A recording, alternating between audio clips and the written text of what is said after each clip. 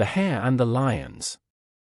Once upon a time there lived a lion and a lioness who inhabited a den amongst some rocks on the slopes of a mountain.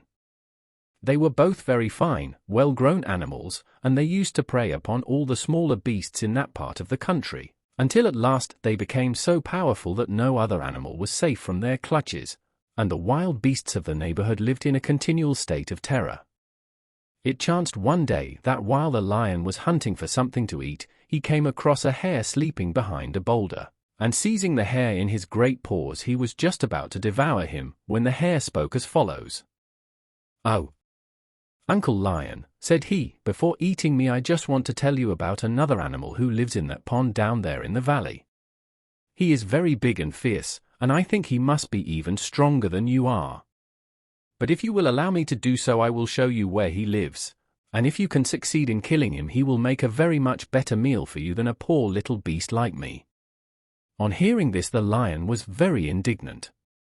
"What," said he, "do you mean to tell me that there is any animal in this country stronger and more powerful than I am? Don't you know that I am the lord of this district, and that I should never allow anyone else to dispute the mastery with me?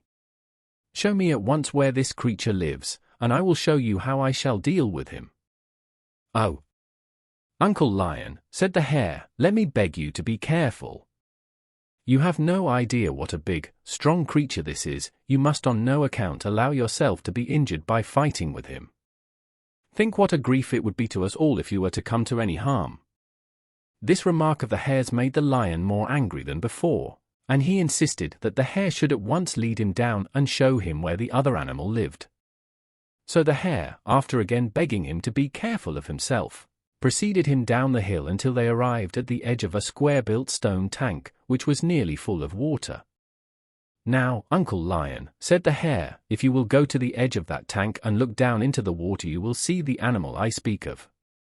So saying he moved on one side, and the lion, stalking to the edge, peered down into the tank.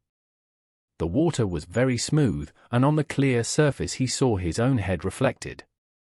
"There he is," called out the hare from the background. "There he is, Uncle Lion, I can see him quite plainly in the water. You see how fierce he is looking, please be careful not to start fighting with him." These remarks made the lion more angry than ever, and he moved up and down on the brink of the tank, glaring fiercely at his own reflection in the water and growling and showing his teeth at it. "That's right, Uncle Lion," called out the hare, "I am so glad you are taking good care of yourself. Don't on any account come to grips with that beast in the water or he might do you an injury. You are certainly much safer on the bank, and no doubt you will frighten him if you continue to growl and show your teeth." These last observations of the hare goaded the lion to desperation, and with a fierce roar he sprang straight at the image in the water. Once in the tank he was unable to get out, for its sides were built of masonry, and it was impossible for him to climb them.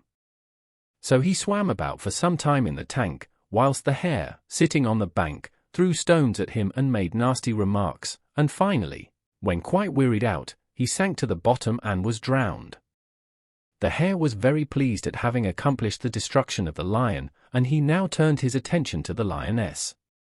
It happened that nearby there was a thick wall standing, which was part of the remains of a ruined castle, and in one portion of the wall there was a hole, very large at one end and tapering down to quite a small opening at the other.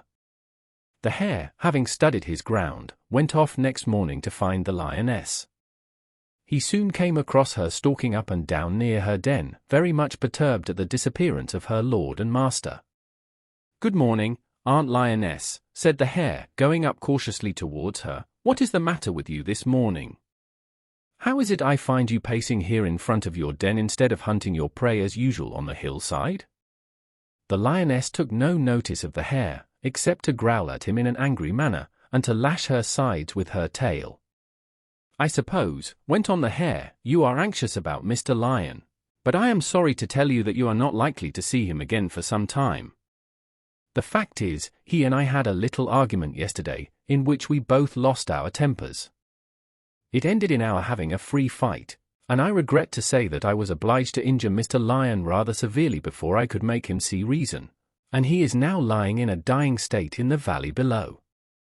This impudence so enraged the lioness that she sprang towards the hare and endeavored to seize him, but he eluded her and galloped off down the hill, hotly pursued by the angry beast. The hare made straight for the ruined wall, and entering the breach in the wall at the large end, he emerged safely at the other side by the smaller recess, which was just large enough for him to pass through. The lioness, following closely at his heels, was so blind with rage that she did not see that she was being led into a trap, so she rushed headforemost into the opening in the wall, and before she had time to stop herself was wedged tightly in the tapering hole. She struggled violently, trying to extricate herself, but all in vain.